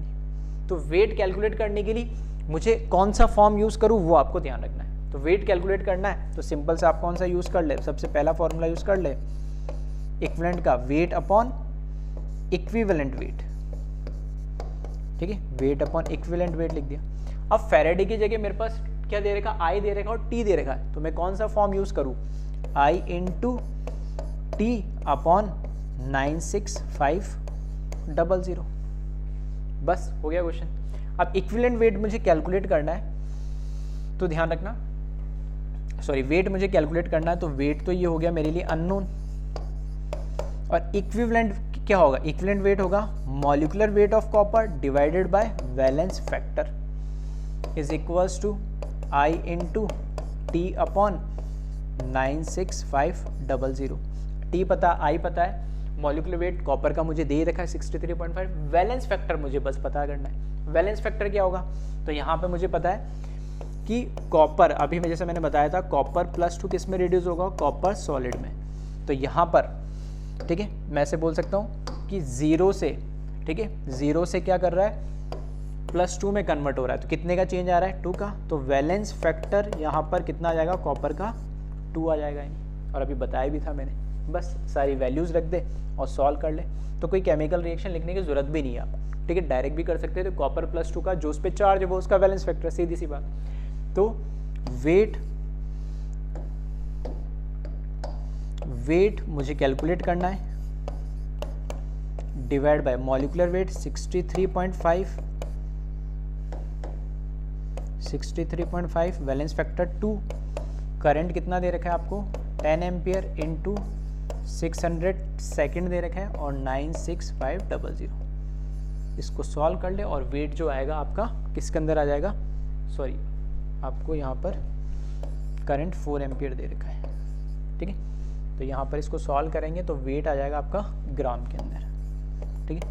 तो एक बार कैलकुलेट करके चेक कर लेना, क्रॉस वेरीफाई कर लेना आंसर, ठीक है, इसको कैलकुलेट करोगे तो अप्रॉक्स 0.789 ग्राम कैलकुलेट होके आएगा, ठीक है।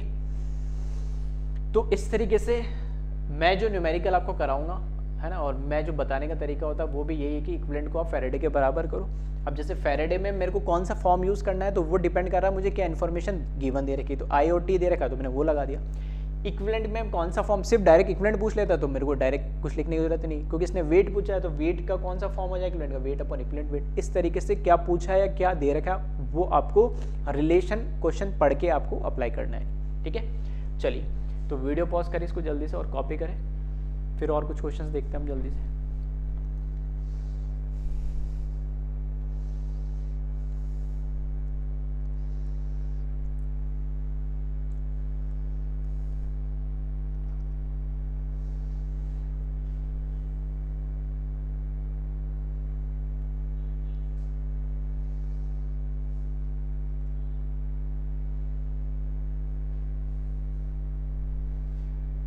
ठीक है, वैसे तो यहाँ पर हमें इक्विवेलेंट ऑफ कॉपर +2 नहीं, इक्विवेलेंट ऑफ कॉपर ही लिखना है, ठीक है, क्योंकि जो सब्सटेंस हमारा डिपॉजिट हो रहा है वो कॉपर हो रहा है, कॉपर +2 नहीं हो रहा। कॉपर का वैलेंस फैक्टर भी 2 ही आएगा,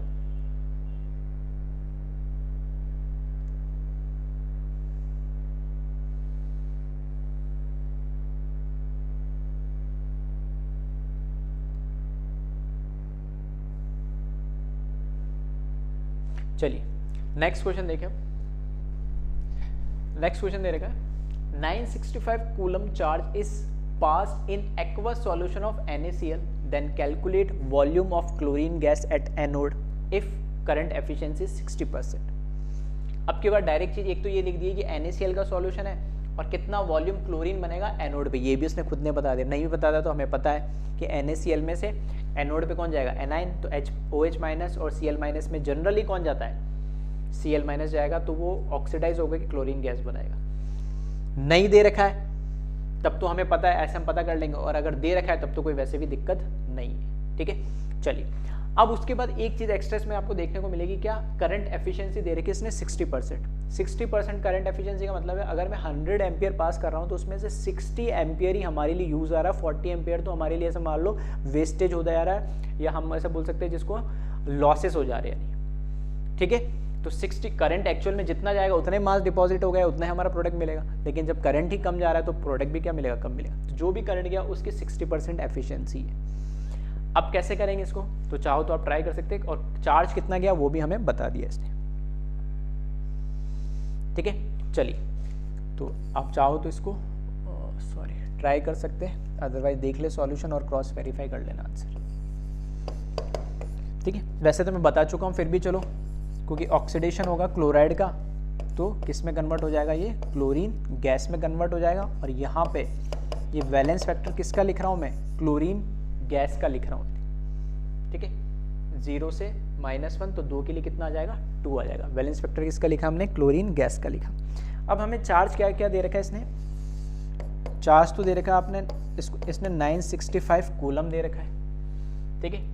और क्या चीज़ दे रखी है इसने, और तो सिर्फ करंट एफिशिएंसी दे रखी है, एंड करंट एफिशिएंसी। देखो एक टर्म और है जो ये यूज कर सकता है, जैसे यहाँ पे दे रखा है 60%, क्योंकि एक तो होता है अगर ये टाइम दे रखा होता तो मैं चार्ज है ना, चार्ज को किस में कन्वर्ट कर लेता, Q = IT से मैं इस चार्ज को करंट में कन्वर्ट कर लेता, और ये क्या हो जाता, 60% निकाल लेता उसका। बट अभी क्योंकि मेरे पास टाइम दे नहीं रखा और दूसरा कोई तरीका नहीं कैलकुलेट करने का, तो इस करंट एफिशिएंसी को ही मैं क्या मान लूंगा, चार्ज एफिशिएंसी मान लूंगा। और हो सकता है किसी न्यूमेरिकल में चार्ज एफिशिएंसी लिख के दे दे, यानी तो भी कोई दिक्कत नहीं है, नहीं आ रही बात समझ में। तो दोनों चीज पॉसिबल है। तो क्योंकि मेरे पास करंट एफिशिएंसी दे रखा है, उसी को मैं चार्ज एफिशिएंसी मान लूंगा, क्योंकि मुझे चार्ज दे रखा, करंट कैलकुलेट करने का कोई तरीका नहीं है। और डायरेक्ट चार्ज एफिशिएंसी देता तब तो और अच्छी बात है, और डायरेक्ट करंट दे देता और करंट एफिशिएंसी बोलता तो भी कोई दिक्कत नहीं है, ठीक है। तो एक्चुअल कितना चार्ज फ्लो करेगा, ठीक है, एक्चुअल चार्ज कितना फ्लो करेगा, तो एक्चुअल चार्ज जो फ्लो करेगा वो दे रखा हमें 965 कूलम, ये तो दे रखा है, बट इसका 60% ही हमारे लिए कितना एफिशिएंट है। आ रही बात समझ, तो ये हमें टोटल चार्ज कितना फ्लो करेगा वो पता लग जाएगा। अब हमें कैलकुलेट क्या करना है, उस पर आ जाए। हमें क्लोरीन गैस कैलकुलेट करनी है, तो आप वापस वही करें, क्या इक्विवेलेंट ले ले एक साइड, तो equivalent of chlorine gas which must be equals to Faraday. अब क्लोरीन गैस के इक्विवेलेंट, क्योंकि मुझसे पूछा क्या गया क्वेश्चन में, ठीक है, क्वेश्चन में जो पूछा गया, मुझसे पूछा गया है कि वॉल्यूम ऑफ क्लोरीन गैस पूछा गया। तो volume of chlorine gas, volume calculate करने के लिए हमें इक्विवेलेंट का कौन सा फॉर्मूला यूज करें, नॉर्मेलिटी इनटू वॉल्यूम वाला, ठीक है। तो यहाँ पे मैं यूज कर रहा हूँ नॉर्मेलिटी इनटू वॉल्यूम वाला। आ रही बात समझ में, या एक तरीका और है, ठीक है, इससे भी सिंपल, नॉर्मेलिटी में उलझोगे, इससे अच्छा क्या है, मैं ऐसे लिख सकता हूँ इसको, मोल इनटू वैलेंस फैक्टर, इक्विवेलेंट का फॉर्मूला लिख सकते हैं। और फैराडे के लिए क्या यूज करें हम, क्योंकि हमें चार्ज दे रखा है तो Q/96500 ले लेंगे। हाँ, वैलेंस फैक्टर तो मुझे पता है, ये मोल मुझे बस देखना है, लेकिन मोल तो पूछा नहीं गया। बट हाँ, क्योंकि ये गैस है तो मोल का मैं दूसरा फॉर्मूला मोल का फॉर्मूला यूज कर सकता हूँ, कौन सा, volume of gas in litre divided by 22.4 litre multiply by valence factor which is equals to Q/96500, ठीक है। क्योंकि नॉर्मेलिटी कैलकुलेट आप कैसे करोगे, नॉर्मेलिटी तो हमारे पास दे ही नहीं रखी है। नॉर्मेलिटी के लिए भी मुझे क्या चाहिए होगी, मोलरिटी। मोलरिटी के लिए मेरे को क्या कैलकुलेट करना पड़ेगा, अल्टीमेटली मोल। तो उतना लंबा चौड़ा क्यों जाए, हम सीधा जाए कि इक्विवेलेंट को मैं क्या लिख सकता हूँ, मोल इनटू वैलेंस फैक्टर। और क्योंकि ये गैस है तो मोल का मैं फॉर्मूला कौन सा यूज कर सकता हूँ, वॉल्यूम अपॉन 22.4 लीटर। बस वैलेंस फैक्टर मुझे पता है, वॉल्यूम मुझे कैलकुलेट करना है, क्यू भी मुझे पता है, वैल्यू रखो, सॉल्व कर दो। तो यहाँ पर VL मुझे कैलकुलेट करना है, 22.4 मल्टीप्लाई बाय वैलेंस फैक्टर कितना हो गया इसका 2, Q कितना दे रखा मुझे 965 इंटू 60 डिवाइडेड बाय 100 अपॉन ये 96500। अब इसको कैलकुलेट कर ले, ठीक है। और इसको कैलकुलेट कर लेना, लीटर में तो काफ़ी छोटी आएगी वैल्यू, तो मैं इसको वॉल्यूम लिख रहा हूँ, किस में ये आएगा 0.0067, तो ये आ जाएगा 67.2 मिलीलीटर में लिख रहा हूँ, ठीक है। या फिर आप क्या करें, इसको 22400 से डिवाइड कर दे तो मिलीलीटर में आ जाएगा, तो वैल्यू क्योंकि लीटर में काफ़ी छोटी आती है तो मैंने मिलीलीटर में कन्वर्ट करके लिख दिया, ठीक है। तो अब थोड़ा एक बेसिक आइडिया लग रहा होगा आपको कि किस तरीके से न्यूमेरिकल को सॉल्व करना है। कोई रिएक्शन कुछ लिखने की जरूरत नहीं है इसमें, हमें बस एक ये जो रिलेशन मैंने बताया उसको अप्लाई करना है। यहाँ क्या दे रखा है वो देखना है, इसमें कुछ एक छोटा सा ट्विस्ट दे दिया था कि करंट एफिशिएंसी दे दी, बस उसकी एफिशिएंसी निकाल लो जितना दे रखा है। बाकी यहाँ पे फॉर्मूले आपको मोल या रेडॉक्स के यूज़ करने इक्विवेलेंट के, बाकी क्वेश्चन हो जाएगा, ठीक है। चलिए तो वीडियो पॉज करें और इसको जल्दी से कॉपी करें, फिर आगे बढ़ते हैं हम। और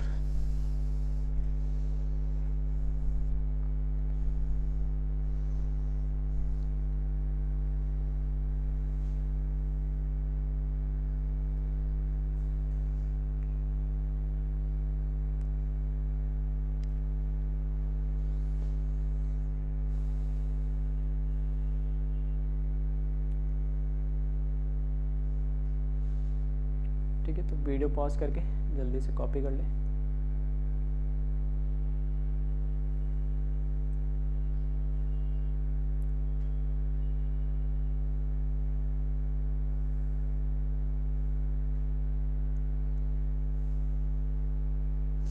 चलिए फिर देखें next numerical, calculate number of electron required for deposition of 1.08 gram silver और एटॉमिक वेट ऑफ सिल्वर 108 ग्राम हमें गिवन दे रखा है।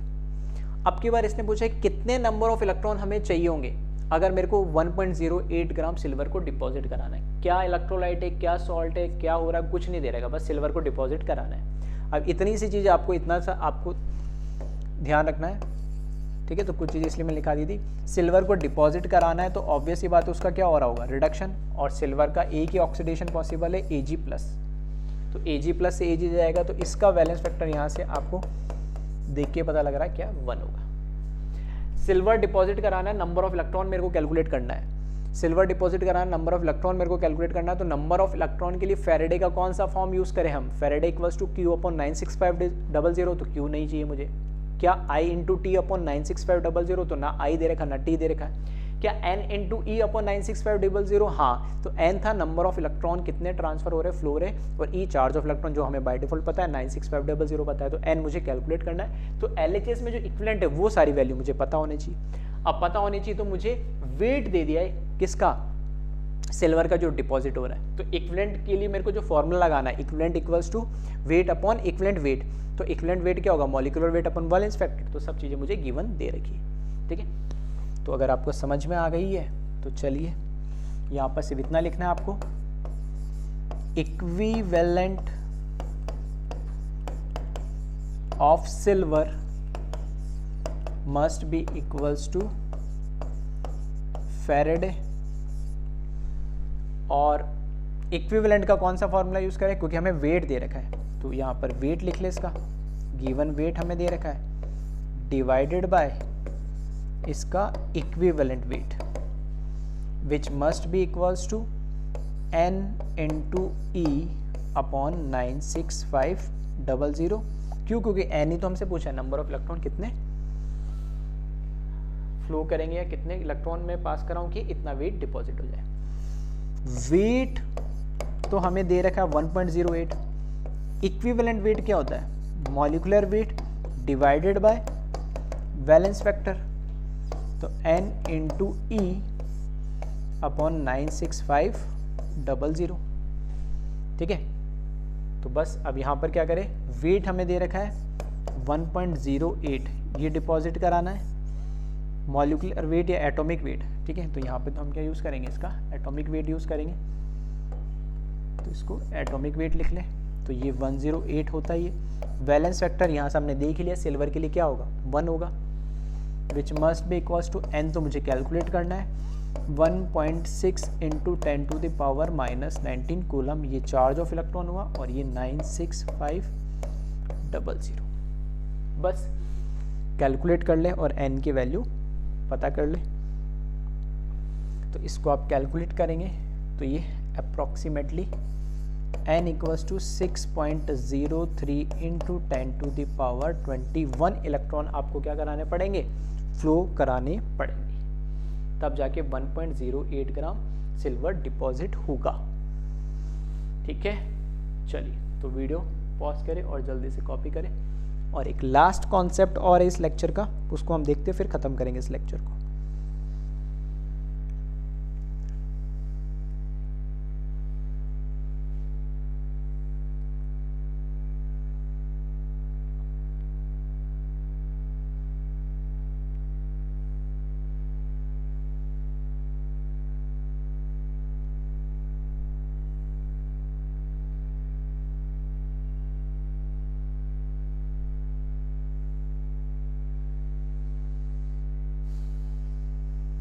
चलिए लास्ट एक छोटा सा टॉपिक दे रखा है, थिकनेस ऑफ इलेक्ट्रोप्लेटिंग। तो लास्ट लेक्चर में जैसे हमने देखा था इलेक्ट्रो रिफाइनिंग, और लास्ट में सबसे लास्ट में हमने क्या पढ़ा था, इलेक्ट्रोप्लेटिंग। तो इलेक्ट्रोप्लेटिंग हमें पता है कि दो अलग अलग एनोड ले लो आप, जिसकी प्लेटिंग करवानी है, जिस एलिमेंट को परत आपकी चढ़ानी है उसको एनोड बना लो, और जिस पे करवानी है उसको कैथोड बना लो। अब वो जो प्लेटिंग हो रही है उसकी थिकनेस क्या होगी, वो कैसे मेजर करें, वो उस पर हम बात करने वाले हैं। ठीक है, तो वही लिखा है thickness of electroplating. For example मैंने मान लिया कोई ऑब्जेक्ट है, उसके ऊपर हमने क्या करी, इलेक्ट्रोप्लेटिंग करी है। तो ये जो पिंक कलर से आपको लाइन दिख रही है, थिक लाइन, ये प्लेटिंग की थिकनेस है। वो जो थिकनेस है उसको मैंने मान लिया, इसकी थिकनेस मुझे पता नहीं, यही मुझे कैलकुलेट करना है। तो इसकी जो थिकनेस है इस प्लेटिंग की वो है x, मतलब ये जो पिंक लाइन जो आपको दिख रही है इसकी जो विड्थ है ये मुझे कैलकुलेट करनी, कितनी डिपोजिशन हुई, थिकनेस हुई। ठीक है, तो ये इलेक्ट्रोप्लेटिंग है पिंक कलर में, ये तो हमारा जो बीच में दे रखा ऑब्जेक्ट है, और ये इसकी थिकनेस x है मैंने। अब मैंने माना है कि ए क्या है, area of object to be plated, मतलब ये जो पूरा ऑब्जेक्ट है जिसको मुझे प्लेटिंग करना उसका वो पूरा एरिया है, उसको हमने ए से रिप्रेजेंट करा है। एक्स क्या वो बता ही दिया, थिकनेस ऑफ इलेक्ट्रोप्लेटिंग है, कितनी थिकनेस मुझे करनी है वो एक्स है। डी क्या है यहाँ पे, density of element used for electroplating, मतलब फॉर एग्जांपल अगर जैसे लास्ट लेक्चर में हमने क्या करा था, कॉपर के ऊपर सिल्वर की प्लेटिंग करवाई थी। तो ये जो पिंक कलर की आपको लाइन दिख रही है ये क्या, सिल्वर प्लेटेड है। तो ये सिल्वर की डेंसिटी की बात कर रहा है, जिस एलिमेंट को हमने डिपॉजिट करवाया, जिस एलिमेंट की हमने प्लेटिंग करी है, ठीक है, उसकी थिकनेस की बात कर रहा है। तो ये ऑब्जेक्ट की डेंसिटी की बात नहीं कर रहा है, ये जो सिल्वर की थिकनेस जो ऊपर चढ़ी है, जो इसके ऊपर प्लेटिंग हुई है, उसकी बात कर रहा है। तो density of element used for electroplating. ठीक है, चलिए उसके बाद ये तो नॉर्मल आपको पता ही है, वॉल्यूम को क्या लिख सकता हूँ, एरिया इंटू थिकनेस लिख सकता हूँ। तो एरिया ए लिया मैंने, थिकनेस एक्स लिया। ठीक है, एरिया ए पूरा और ये थिकनेस एक्स लिया। अब मास को क्या लिख सकता हूँ मैं, मास होता है कितना मास या कितना वेट डिपॉजिट हुआ, तो वो होता है mass volume into density. Volume यहाँ पर मैंने ए इंटू एक्स निकाल ही लिया, और डेंसिटी किसकी बात हो रही है, ये जो मैंने एलिमेंट यहाँ पर डिपॉजिट करा उसकी डेंसिटी होगी डी। ठीक है, बस उसके बाद क्या करा मैंने, फेरेडे फर्स्ट लॉ लगा दिया। फेरेडे फर्स्ट लॉ क्या कहता है कि जितना मास या जितना वेट आप डिपॉजिट करोगे वो किसके प्रोपोर्शनल होगा, चार्ज के प्रोपोर्शनल होगा। प्रोपोर्शनलिटी कांस्टेंट हटा के z लगा दिया। ठीक है, प्रोपोर्शनल हटाने के लिए प्रोपोर्शनलिटी कांस्टेंट z लगा दिया। अब ये डिपेंड फिर से वही करेगा न्यूमेरिकल पे कि आपको इन्फॉर्मेशन क्या, डायरेक्ट चार्ज दे रखा है तो क्यू लिखेंगे, अगर डायरेक्ट चार्ज नहीं दे रखा है तो आई दे रखा है तो आई इंटू टी लिखेंगे। ठीक है, या एन इंटू ई दे रखा तो एन इंटू ए लिखेंगे। ठीक है, तो एम ये कोई सा भी आप फॉर्म आप यूज़ कर सकते हैं। जेड की जगह क्या लिखेंगे, E/96500 इलेक्ट्रोकेमिकल। ठीक है, हमारे पास ये क्या है, किसी उस सब्सटेंस का इलेक्ट्रोकेमिकल इक्विवेलेंट है ये। हाँ, एम की जगह क्या लिखेंगे, ये जो एम है ये मास है जो डिपॉजिट हो रहा है। तो यहाँ पर ये हमने कैलकुलेट करा है ए इंटू एक्स इंटू डी, ये जो मास जो सब्सटेंस की जिसकी हमने प्लेटिंग करी है, यानी जो सब्सटेंस हमने डिपॉजिट करा उसका मास या उसका वेट है ए इंटू एक्स इंटू डी। तो या एम की जगह मैंने क्या करा, ए इंटू एक्स इंटू डी, और ये एक्स मुझे कैलकुलेट करना है। तो इसको बाकी सारी चीज़ों को मैंने ए इंटू डी को नीचे डिवाइड कर दिया और ये फॉर्मूला आ गया। हालांकि फॉर्मूला आपको देखने में बड़ा लग रहा होगा, लेकिन डिपेंड करेगा ये न्यूमेरिकल पे उसने क्या चीज़ दे रखी है और क्या नहीं दे रखी। अगर उसने डायरेक्ट चार्ज दे रखा होगा तो ये आई टी अपना आप गायब हो जाएगा। ठीक है, अगर उसने नंबर ऑफ इलेक्ट्रॉन के फॉर्म में दे रखा होगा तो फॉर्मूला फिर थोड़ा मॉडिफाइड था। ये थोड़ा सा दिमाग आपको लगाना पड़ेगा बस। हाँ, दोनों को रिलेट कैसे करा, फेरेडे फर्स्ट लॉ को वो मैंने आपको यहाँ पे बताया। ठीक है, चलिए तो इसको वीडियो पॉज करें और कॉपी करें, और इस पर एक न्यूमेरिकल भी हम देख ही लेते हैं। ठीक है, वीडियो पॉज करें और इसको कॉपी करें।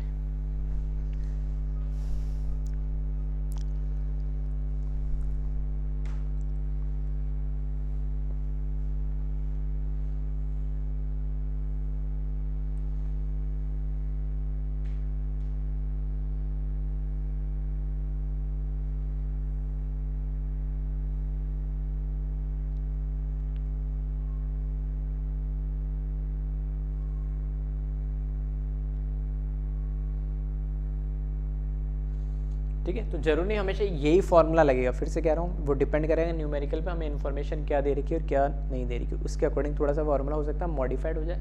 तो बेसिक अगर आपको चीज़ें पता है फैराडे के बारे में तो आप ये चीज़ कर सकते हो। ठीक है, चलिए अब बात करते हैं इसी पे एक न्यूमेरिकल देख लेते हैं जल्दी से।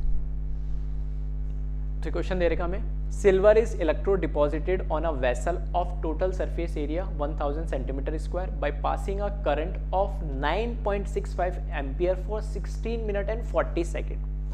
Calculate thickness of silver deposited. हमें गिवन दे रखा है डेंसिटी ऑफ सिल्वर 10 ग्राम पर सेंटीमीटर क्यूब और यहाँ पे एटॉमिक वेट ऑफ सिल्वर दे रखा है हमें 108 ग्राम।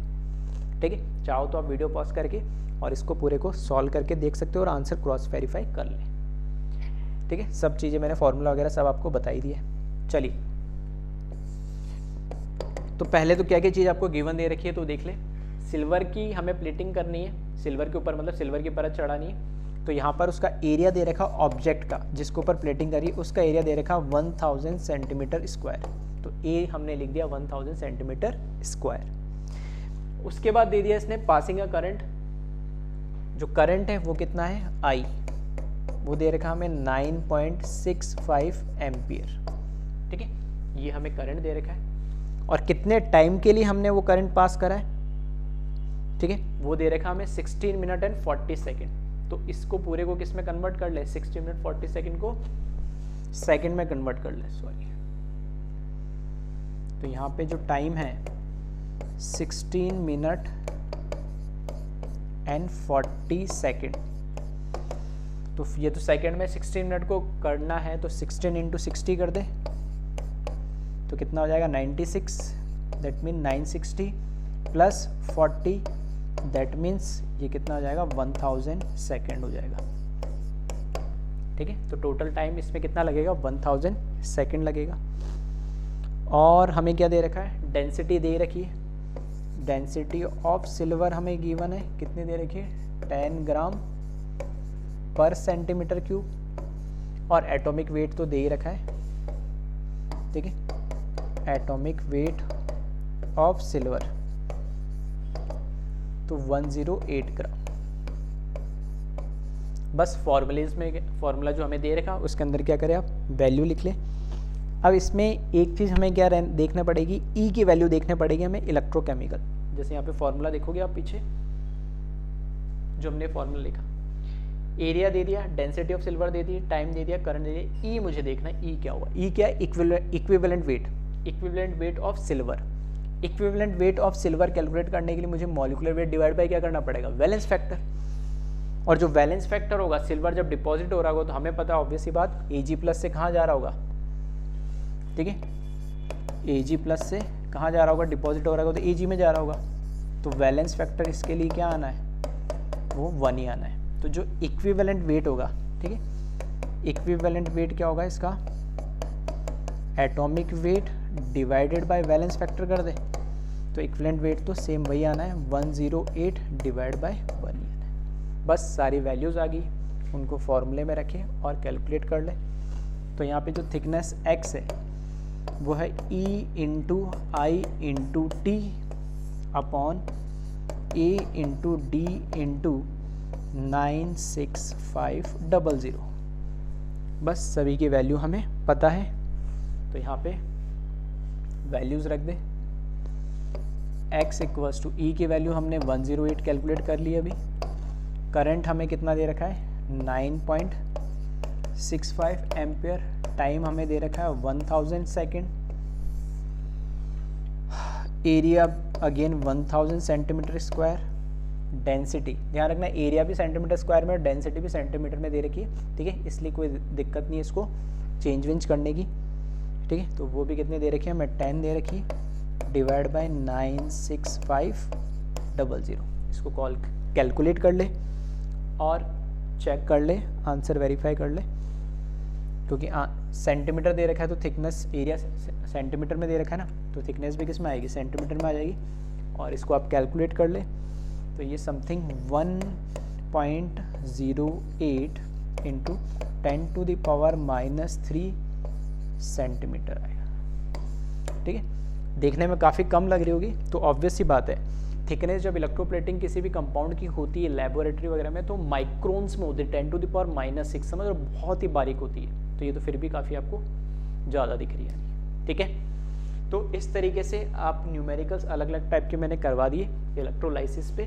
तो आप कॉन्सेप्ट ध्यान रखिए, छोटी छोटी चीज़ें जो भी इसमें यूज़ होनी थी वो सब मैंने आपको बता दिए। उसके हेल्प से आप किसी भी तरह का न्यूमेरिकल इलेक्ट्रोलाइसिस पे सॉल्व कर सकते हैं बिना कोई केमिकल रिएक्शन लिखे हुए, ठीक है। तो वीडियो पॉज करें और इसको कॉपी कर लें।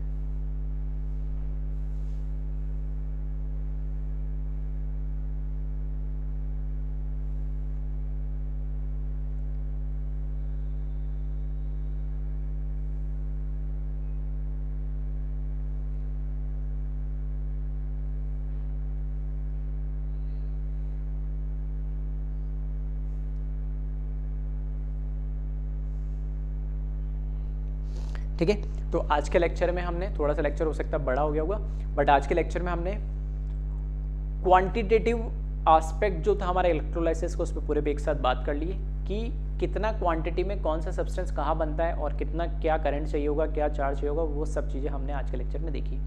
तो उससे पहले वाले 2 लेक्चर में हमने क्वालिटेटिव की बात करी थी, आज क्वांटिटेटिव की बात करी। तो यहाँ पे पूरा इलेक्ट्रोलाइसिस इस तरीके से कंप्लीट होता है, ठीक है। चलिए, ओके, थैंक यू क्लास।